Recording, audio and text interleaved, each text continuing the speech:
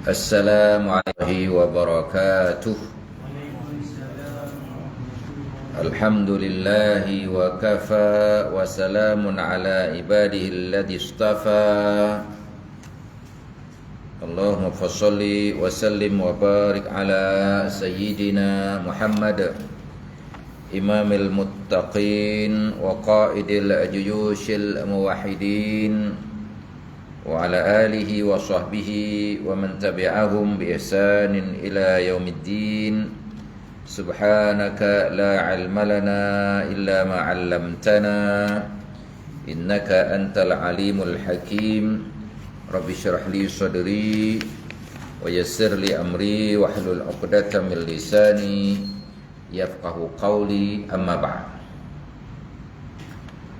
Pertama-tamanya marilah kita merafakkan kesyukuran dan kepujian kepada Allah Subhanahu wa taala. Selawat serta salam kepada junjungan alam Nabi besar Muhammad sallallahu alaihi wasallam, dan seterusnya sama-sama kita menyambung pengajian kita, iaitu kitab Aqidah Ahlussunnah wal Jamaah, penjelasan sifat 50 oleh Muhammad Idrus Ramli, di mana kita dah sampai kepada dalil Al-Quranul Karim dan hadis Nabi mengenai turunnya Nabi Isa alaihissalam di akhir zaman, ya. Di mana kita dah mula membacakan dalil, di mana dulu kita dah baca dalil ayat yang pertama, iaitu surah Ali Imran ayat 46, wa yukallimun nasa fil mahdi wa kahla wa minas salihin. Dia boleh berbicara dengan manusia ketika dalam buayan lagi, masih baby lagi, dan juga bercakap kepada manusia sudah pasti ketika sudah dewasa, dan dia adalah termasuk orang-orang yang soleh, nabi dan rasul yang soleh, ya. Itu dia. Kemudian kita dah baca dalil kedua, wa idz qala Allah ya Isa ibn Maryam udhkur ni'mati allati 'alaika wa 'ala walidatika idz ayyatuka bi ruhil qudus tukallimun nasa fil mahdi wa kahla. Ini surah Al-Maidah ayat 110. Ingatlah ketika Allah mengatakan, wahai Isa putra Maryam, ingatlah nikmatku kepadamu dan kepada ibumu di waktu aku menguatkan kamu dengan Ruhul Kudus. Kamu dapat berbicara dengan manusia di waktu masih dalam buayan dan sesudah dewasa. Itu dikuatkan ayat 110 surah Al-Maidah, ya. Demikian pula dalil yang ketiga, ya, dalam surah An-Nisa ayat 159. Wa in min ahlil kitab illa la yu'minanna bihi qabla mautih wa yawmal qiyamati yakunu alaihim syahida. Tidak ada seorang pun pada ahli kitab kecuali akan beriman kepadanya, yakni kepada Isa, sebelum kematiannya, dan di hari kiamat nanti Isa itu akan menjadi saksi terhadap mereka. Hari kiamat dia akan turun dan menjadi saksi, bahawa Nabi Isa itu adalah wajib kita iman kepada Nabi dan Rasul itu, salah satunya Isa. Ini surah An-Nisa ayat 159. Dan pada malam ini dalil yang keempat pula, ya. Allah Subhanahu wa taala berfirman dalam Al-Quran, a'udzu billahi minasyaitonir rajim, wa innahu la'ilmun lis-sa'ati fala tamtarunna biha. Dan sesungguhnya Isa itu benar-benar memberikan pengetahuan tentang hari kiamat. Karena itu janganlah kamu ragu-ragu tentang hari kiamat itu. Nak menunjukkan, ya, dalil bahawa hari kiamat nanti akan turun Nabi Isa, maka kamu jangan ragu-ragu. Ini nak menunjukkan bahawa betul-betul Nabi Isa akan turun ke dunia nanti, ya, dan membunuh Dajjal, iaitu di Baitul Maqdis. Itulah tuan-tuan, kita nak pergi Baitul Maqdis, nak tahu tempat dibunuhnya Dajjal. Ada 9 orang je lagi. Dulu bulan lepas kita buka 40 orang, baru start 10, sekarang dah 31 orang. Tinggal 9 orang saja lagi. Mana tahu ni, tuan-tuan nak ikut di sini, mungkin ada 2-3 orang, tempat lain ada 6 orang, sudah penuh. Memang, terhad, seat terhad, ya. So selepas daripada solat, insya-Allah nanti ambil brosur ini, bincang dengan anak-anak. Hanya 2 hari 3 hari je lagi ditutup, ya. 13 hari bulan kena tutup sebab dia visa ke Baitul Maqdis kena isi, ada form immigration, ada form visa untuk ke sana, ya. Jadi supaya kita submit 2 bulan sebelum terbang, ya. Itu dia tuan-tuan, kita nak memastikan supaya kita dapat pergi ke Al-Aqsa sebelum kita mati, ya. Itu dia tuan-tuan yang dirahmati sekalian. Dan di Aqsa, di Baitul Maqdis itulah nanti akan diceritakan bahawa Dajjal akan dibunuh di sana, ya. Okey, jadi ayat yang keempat yang kita bacakan tadi sebagai dalil yang keempat tentang turunnya Nabi Isa di akhir zaman, di mana ayat tersebut memberikan penjelasan bahawa Nabi Isa alaihissalam menjadi pengetahuan tentang hari kiamat, iaitu dengan turunnya beliau ke bumi. Berarti kiamat diketahui akan sudah begitu dekat. Kerana itu jangan ragu-ragu tentang kiamat tersebut. Dan demikianlah penafsiran Rasulullah sallallahu alaihi wasallam. Al-Imam Ibnu Hibban berkata di dalam sahihnya, "Dzikrul bayani bi anna nuzul Isa bin Maryam alaihi salam min a'lami sa'ah. Akhbarana Muhammad ibn al-Hasan ibn al-Khalil qala haddatsana Hisham ibn Ammar qala haddatsana al-Walid ibn Muslim qala haddatsana Syaiban ibn Abdurrahman an Asim an Abi Razin an Abi Yahya Maula ibn Afra an Ibn Abbas radhiyallahu anhu an Ibn Abbas radhiyallahu anhuma an Nabi sallallahu alaihi wasallam fi qawlihi wa innahu la'ilmus sa'ah wa innahu la'ilmul lis-sa'ah, dalam surah Az-Zukhruf ayat 61. Qala nuzulu Isa ibn Maryam min qabli yaumil qiyamah. Itu dia dalil nak menunjukkan bahawa tanda-tanda kiamat nanti hampir disebut di dalam hadis Rasulullah menyebutkan penjelasan bahawa turunnya Nabi Isa bin Maryam alaihissalam termasuk tanda-tanda hari kiamat. Hadis daripada Ibn Abbas radhiyallahu anhuma daripada Nabi sallallahu alaihi wasallam tentang firman Allah dalam surah Az-Zukhruf ayat yang ke-61, iaitu wa innahu la'ilmul lis-sa'ah, yang bermaksud dan sesungguhnya Isa itu benar-benar memberikan pengetahuan tentang hari kiamat.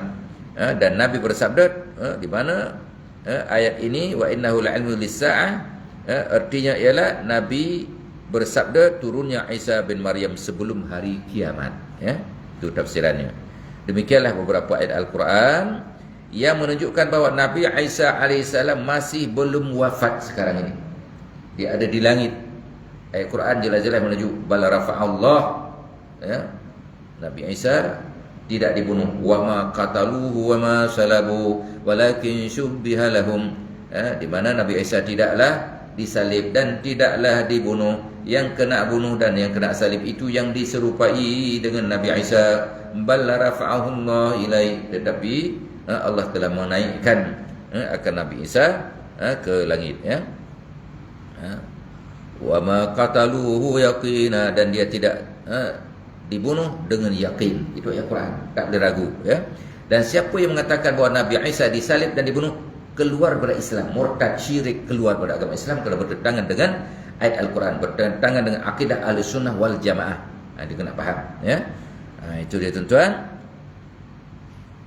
Oleh kerana itulah, ya, berdasarkan beberapa ayat yang kita baca, dalil-dalil yang kita baca, menunjukkan bahawa Nabi Isa alaihissalam belum wafat, akan tetapi diangkat oleh Allah ke langit dan akan turun lagi ke bumi ketika menjelang hari kiamat nanti. Sedangkan dalil-dalil hadis tentang belum wafatnya Nabi Isa alaihissalam dan turunnya beliau ke bumi menjelang hari kiamat sangat banyak sekali. Di antara lain beberapa hadis berikut ini. Hadis yang pertama kita nak cerita tentang bahawa Nabi Isa belum wafat, ya. Hadis daripada Abu Hurairah, an Abi Hurairah radhiyallahu anhu qala Rasulullah sallallahu alaihi wasallam walladhi nafsi biyadihi la yushikanna ay yanzila fikum ibnu Maryam hakaman adlan fayaksira as-saliba wa yaqtula al-khinzira wa yad'a al-jizyata wa yafid al-mal hatta la yaqbalahu ahad hatta takuna as-sajdatu al-wahidatu khairan min ad-dunya wa ma fiha. Thumma yaqul Abu Hurairah waqra'u in syi'tum wa in min ahli al-kitabi illa la yu'minanna bihi qabla mautih wa yawmal qiyamati yakunu alaihim syahida.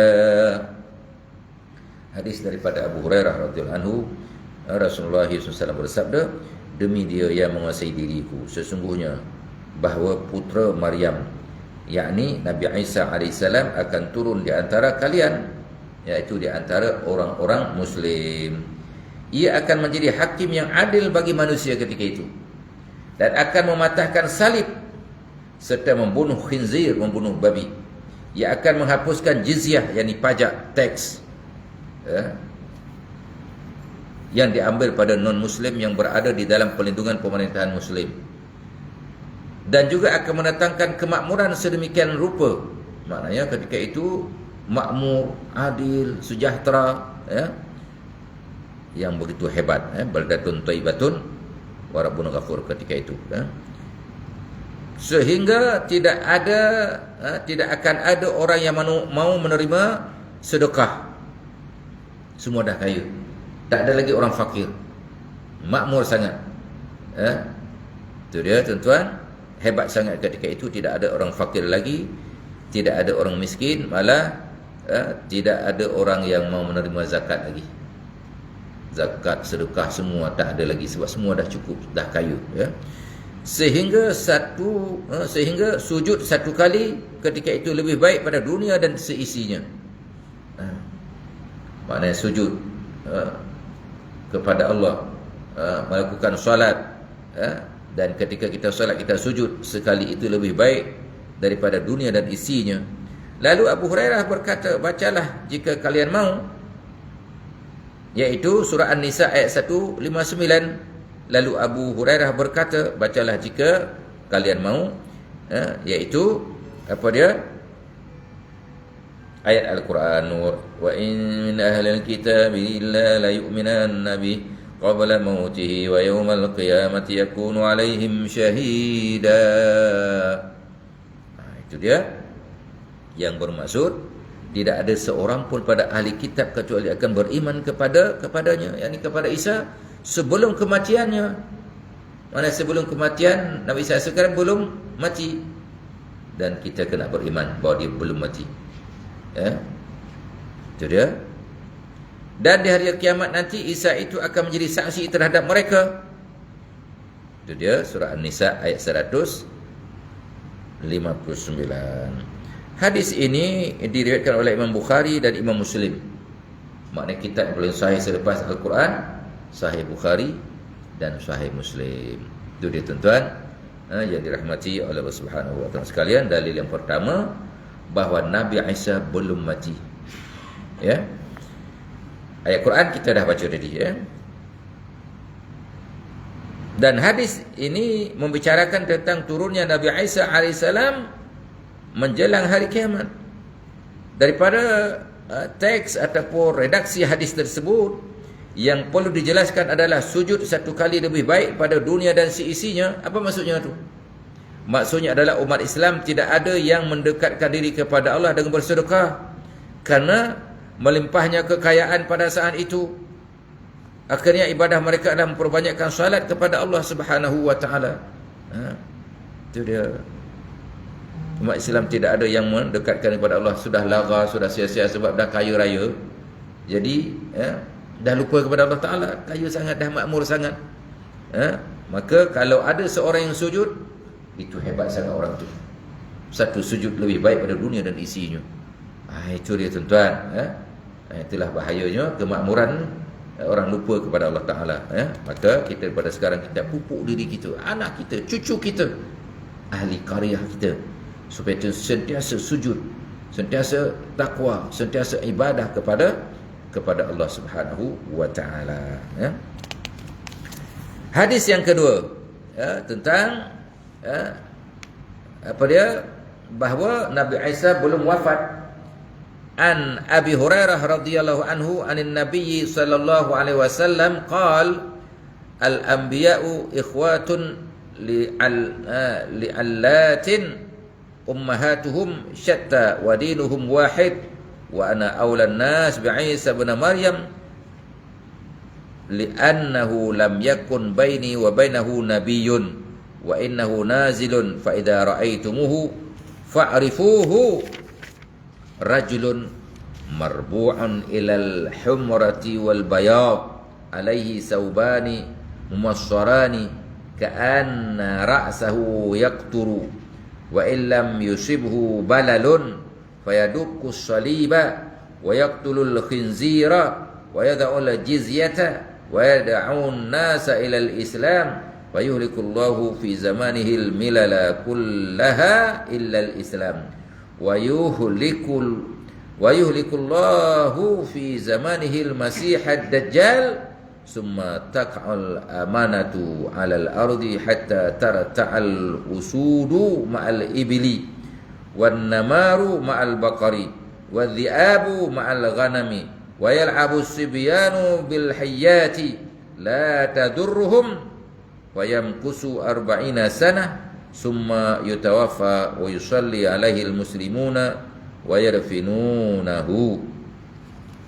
Hadis daripada Abu Hurairah radhiyallahu anhu, Nabi sallallahu alaihi wasallam bersabda, para nabi itu bagaikan saudara seayah.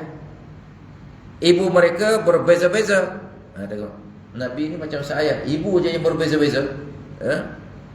Agama mereka satu. Agama mereka satu, mana Islam sejak zaman Nabi Adam Islam, Nabi Nuh Islam, Nabi Idris, Nabi Ibrahim, sampailah kepada Nabi Musa, Nabi Isa, semua ajarannya adalah Islam. Cuma syariat salatnya yang berbeza, syahadahnya yang berbeza. Agama tetap Islam. Cuma syariat pada zaman Musa, asyhadu an la ilaha illallah wa asyhadu anna Musa Rasulullah. Zaman Nabi Isa, asyhadu an la ilaha illallah juga, tetapi wa asyhadu anna Isa Rasulullah. Zaman Nabi Muhammad, asyhadu an la ilaha illallah juga, tapi ujungnya wa asyhadu anna Muhammadar Rasulullah. Ya, itu dia. Jadi agamanya satu. Aku adalah orang yang paling dekat dengan Isa bin Maryam, kata baginda, karena tidak ada nabi di antara aku dengannya. Maknanya yang paling dekat dengan Isa adalah Nabi SAW. Sebab selepas Isa tidak ada nabi melainkan aku. Itu dia. Sesungguhnya dia akan turun, kata Nabi sallallahu alaihi wasallam. Nabi Isa akan turun. Maka apabila kalian melihatnya, maka kenalilah, kenalilah dia. Bagaimana nak kenal dia? Seorang lelaki yang perwatakannya ataupun perawakannya yang sederhana, yang sedang. Warna kulitnya di antara merah dan putih, handsome sangat juga, ya. Mengenakan dua baju kekuning-kuningan. Baju, dah orang yang handsome, pakai baju kuning lagi, bertambah handsome, ya. Seakan-akan rambut ke kepalanya menitiskan air meskipun tidak kena air, maknanya berkelauan. Akan rambutnya, subhanallah, ya. Maka ia akan mematahkan salib, dan dia mempunyai kekuatan boleh mematahkan semua salib-salib. Kemudian membunuh semua khinzir-khinzir dan menghapuskan jizyah, iaitu pajak, teks yang diambil pada non-muslim yang berada di dalam perlindungan pemerintahan Islam. Itu dia. Mengajak manusia kepada agama Islam. Tengok, dia ajak kepada agama Islam. Sehingga pada masanya Allah membinasakan semua agama. Semua agama dibinasakan, kecuali yang tak binasa adalah agama Islam saja yang tinggal. Pada masa itu Allah akan membinasakan Al-Masih Dajjal. Ketika itu akan dihancurkan, akan dibunuh, akan dihancurkan, akan Dajjal, Al-Masih Dajjal dibunuh di Palestin nanti, di Baitul Maqdis. Kemudian keamanan akan berlaku di atas muka bumi sehingga unta akan makan rumput bersama dengan singa. Maknanya tak ada kezaliman lagi. Unta boleh main dengan singa. Pada singa itu makanannya unta, kambing, lembu kan, tapi boleh main ketika itu. tak ada permusuhan, walaupun binatang buas ada mangsa di sebelahnya, tidak akan menangkap akan mangsanya, kerana keadilan. Demikian pula macan bersama sapi. Macan ini adalah harimau, boleh main bersama lembu. Serigala bersama kambing, serigala boleh main bersama kambing, sebab keadilannya cukup luar biasa ketika itu. Kemudian anak-anak ataupun kanak-kanak akan bermain dengan ular. Ular pun tak patok kanak-kanak. Subhanallah, keadilan luar biasa ketika itu. Sehingga ular yang besar ke yang kecil tak akan patok kanak-kanak, tidak membahayakan mereka. Lalu Nabi Isa alaihissalam akan menetap selama 40 tahun, akan berada dalam suasana seperti itu 40 tahun. Luar biasa keadilan, kemakmuran ketika itu, kesejahteraan, keamanan, kedamaian selama 40 tahun. Kemudian wafatlah wafat Nabi Isa selepas melaksanakan syariat Nabi Muhammad 40 tahun, dan umat Islam akan mensolatkan jenazahnya dan akan mengebumikannya selepas 40 tahun. Ini hadis sahih dari Imam Ahmad, Ishaq bin Rawahah, dan juga disahihkan oleh Ibn Hibban. Al-Hafiz Ibn Hajar Al-Asqalani berkata dalam Fathul Bari, sanad hadis ini sahihun, sanad yang sahih. Itu dia akan disolatkan oleh orang Islam Nabi Isa nanti, umat Islam yang ada pada zaman itu, dan dimakamkan di sebelah Nabi Abu Bakar, Umar, Uthman tak ada kan? Uthman dan Ali di situ kosong, di situlah akan dimakamkan Nabi Isa dalam hadis riwayat Imam At-Tirmizi. Mana di Madinah akan dimakamkan Nabi Isa alaihissalam, sebaris dengan Rasulullah SAW di Masjid Nabawi. Yang kosong tu yang hak sebenarnya ada dua lagi kosong, iaitu kepada siapa? Ali dan Uthman kan? Uthman dan Ali kan? Dua kosong, di situlah akan dimakamkan nanti yang kosong itu Nabi Isa alaihissalam. Maka jom kita pergi tempat-tempat bersejarah ini. Kita mula pergi ke Qatar dulu, negara yang paling kaya di dunia ini. Kemudian kita rehat-rehat dulu, minum kopi 2 jam rehat. Kita terbang lagi ke Jordan. Di Jordan kita bersiar-siar, ziarah Ashabul Kahfi. Kita baca surah Al-Kahfi, tak tahu mana Ashabul Kahfi. Di Jordan, jom kita pergi dengan ustaz. Kita bersiar-siar di sana, ambil gambar. Kemudian kita berjalan-jalan pula sekitar kota Jordan. Masya Allah, indah, masjid besar-besar. Kemudian kita pergi pula pelan-pelan ke makam Nabi Shu'aib dan Nabi Ayub. Kemudian kita pergi di celah-celah pokok zaitun, pokok tin. Celah-celahnya Masya Allah, naik bas kehijauan. Nanti kita buka mancis satu yang hijau, kita bakar daunnya, boleh menyala walaupun hijau. Nanti ustaz buatlah eksperimen. Kita pergi santai-santai, kemudian kita balik hotel, kita tidur nyenyak. Besoknya kita naik bas lagi, baru masuk ke Palestin. Masuk ke Palestin pelan-pelan ustaz ceramah, ustaz tunjuk sejarah-sejarah sampai pergi ke makam Nabi Musa alaihissalam, makam Nabi Musa. Kemudian kita pergi ke makam Rabi'atul Adawiyah. Ada jejak-jejak para orang-orang yang soleh, jejak Rasul di situ. Kemudian kita masuk ke hotel, santai-santai kita makan ala Palestin. Kemudian besoknya kita pun bangkit subuh, kita pergi salat di Masjidil Aqsa. Kita akan salat di Al-Aqsa 10 waktu. 10 waktu, maknanya 2 hari. Lepas itu pelan-pelan kita akan pergi ke pasar-pasar, kita tengok buah-buahan, kita tengok kurma-kurma yang besar-besar. Kemudian kita pun naik bas pelan-pelan kita patah balik ke Jordan. Kemudian kita pelan-pelan kita ke airport balik untuk menuju ke Madinah. Itu dia sudah santai, tenang, ya. Itu dia tuan-tuan, jom ke Madinah, kita ziarah Rasulullah.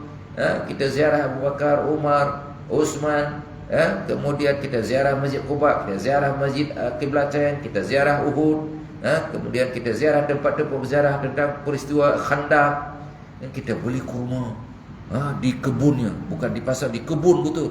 Nanti kita panjat kebun, kita ambil gambar dekat kebun. Best. Kita minum syai, teh Arab free.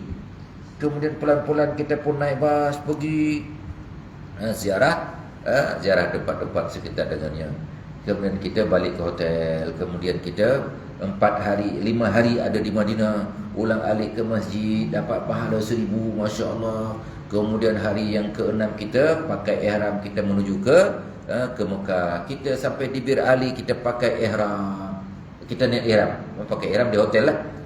Kemudian daripada hotel dah pakai ihram, kita pergi ke Bir Ali, kita niat niat umrah. Pulan-pulan kita bertalbiyah dan sebagainya. Kemudian kita menuju ke Mekah Mukarramah untuk menunaikan ibadah umrah, ya. Pulan-pulan kita singgah di Wadi Kudai, kita makan pula nasi Arab, satu dulang berlima, panas-panas. Bestnya. Tuan-tuan, nanti kita makan cili itu seumpama timun Jepun aja, kita makan tak pedas. Sudah, Masya Allah. Itu dia tuan-tuan. Jom dengan ustaz yang bawa. Ada 9 orang saja bagi. 9 orang bagi, ya. 12.200 saja, paling murah ni. 5 negara kita dah pergi. Sekarang pergi umrah aja dekat 9.000 kan. Ini kita pergi ke Jordan, kita pergi pertama ke Qatar, kemudian ke Jordan kita pergi pula ke Palestin ke Israel, Al-Aqsa kan. Dah 4 negara dah tu. Kemudian ke Arab Saudi. Best ni ada brosurnya. Bincang dengan suami nanti. Cakap 9 orang saja baki. Dah 31 orang pada 40. Satu bas kita pergi je biar senang. Itu dia tuan-tuan. Jadi supaya kita tahu rupanya tempat itulah tempatnya berkat. Satu amalan kita buat di Al-Aqsa seumpama 500 kali ganda di tempat lain. Masya Allah, ya. Itu dia tuan-tuan. Jadi kita kembali ke dalam kitab kita ni, kitab hadis tentang dalil bahawa Nabi Isa masih hidup dan menjelang kiamat dia akan turun, dan membunuh Dajjal. Dan dibunuhnya Dajjal di mana? Di Baitul Maqdis. Dan beliau hidup dalam keadaan melaksanakan syariat Nabi Muhammad aman, damai, tenang, tentram selama 40 tahun. Selepas 40 tahun beliau pun wafat dan disolatkan oleh umat Islam dan dimakamkan di sebelah makam sebaris dengan Rasulullah, Abu Bakar, Umar di Madinah Al-Munawwarah, ya. Okey. Kemudian kita tengok lagi hadis berikutnya, dalil sebelum azan maghrib, sebelum azan isya.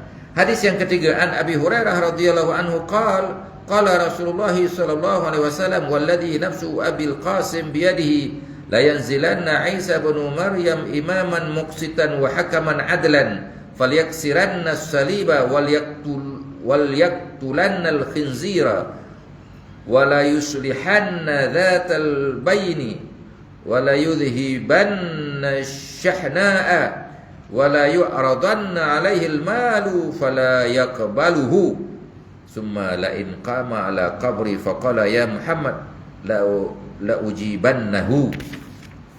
Hadis daripada Abu Hurairah radhiyallahu anhu, Rasulullah SAW bersabda, demi dia yang menguasai Abu Al-Qasim, Isa bin Maryam akan benar-benar turun sebagai pemimpin dan hakim yang adil. Ia benar-benar akan mematahkan salib, membunuh babi, mendamaikan orang yang bermusuhan, menghilangkan kebencian, dan harta benda akan benar-benar ditawarkan kepadanya, maka ia tidak menerimanya. Maknanya orang tak mau harta lagi, semua dah kaya dah. Semua kita dah ada sendiri. Kemudian apabila ia berdiri di samping makam aku dan berkata, ya Muhammad, aku pasti akan menjawabnya. Dipanggil ya Muhammad oleh Nabi Isa di makam Nabi, dan Nabi akan menjawab akan panggilan Nabi Isa. Maknanya Nabi hanya dipindahkan ke alam barzah, tapi Nabi mengetahui akan selawat kita, menjawab salam kita, dan sebagainya, ya. Itu dia kekhususan bagi Nabi kita Nabi Muhammad sallallahu alaihi wasallam boleh berdialog dengan orang yang hidup, termasuk pula Isa alaihi salam nanti akan memanggil ya Muhammad dan Nabi Muhammad akan menjawab. Itu dia menjelang hari kiamat nanti.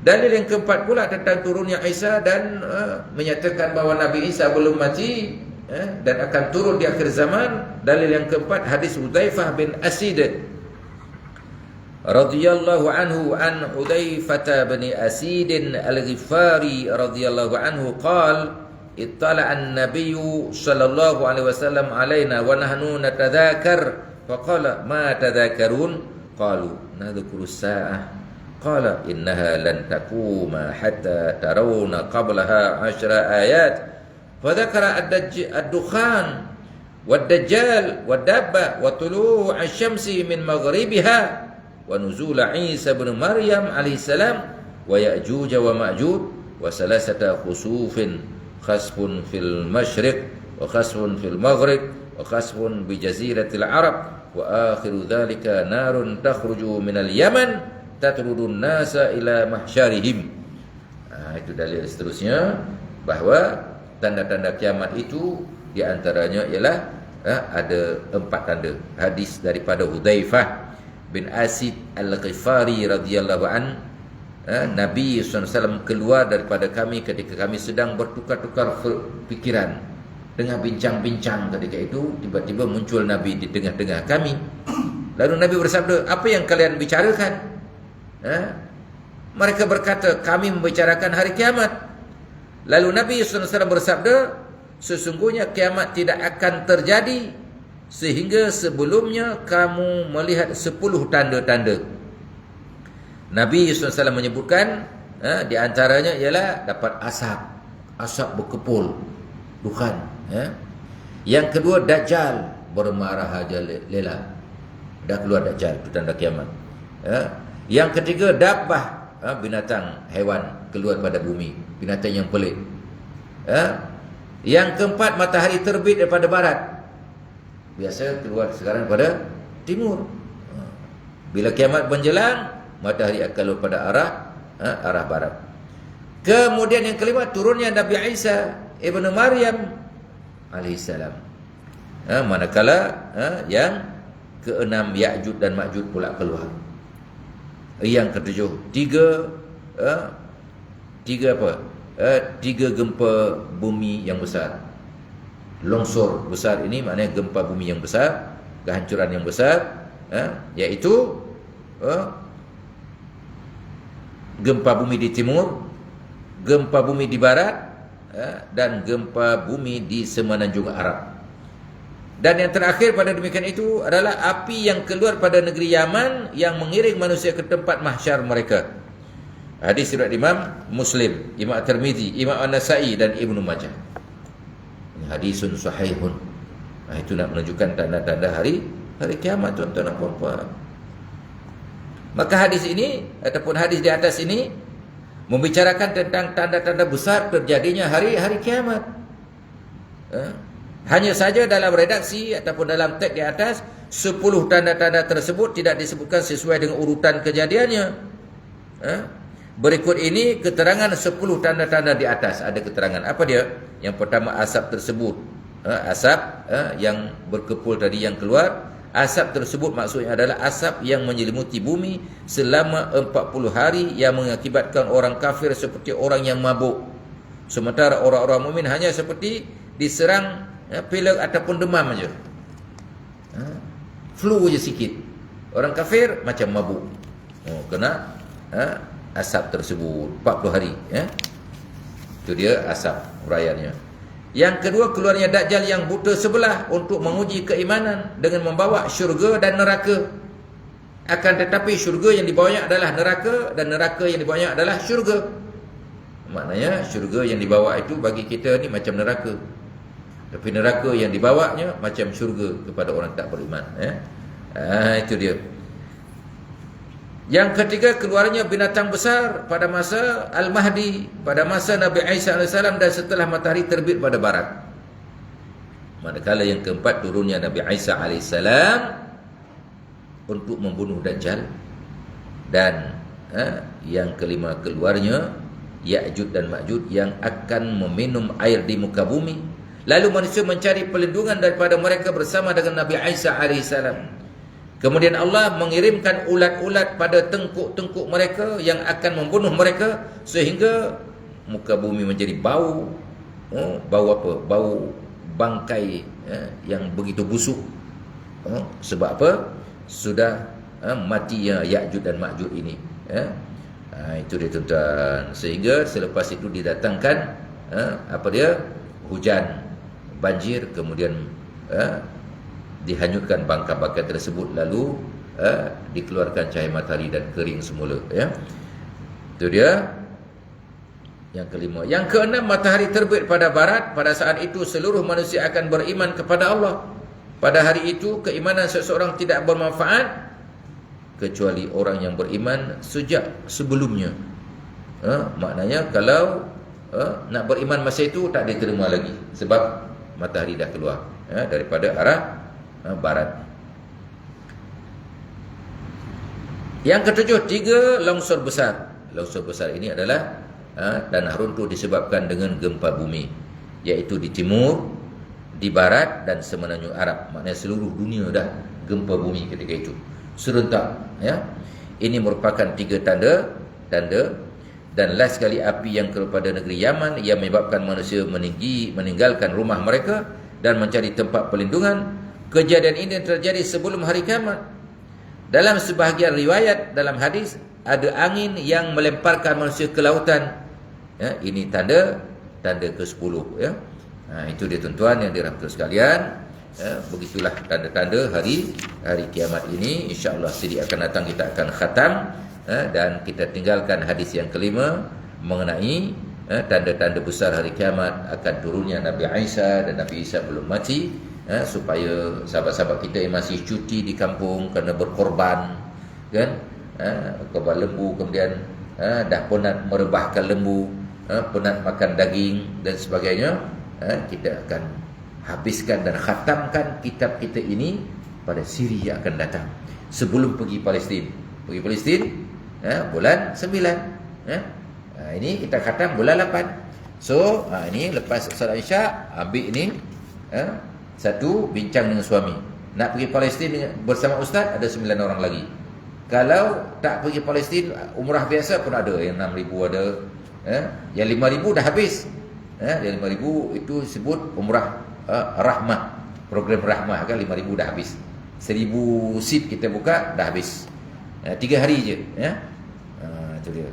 Tapi tuan-tuan bukanlah orang-orang yang kurang duit, orang banyak duit, pencen duit banyak. Jangan pura-pura memiskinkan diri.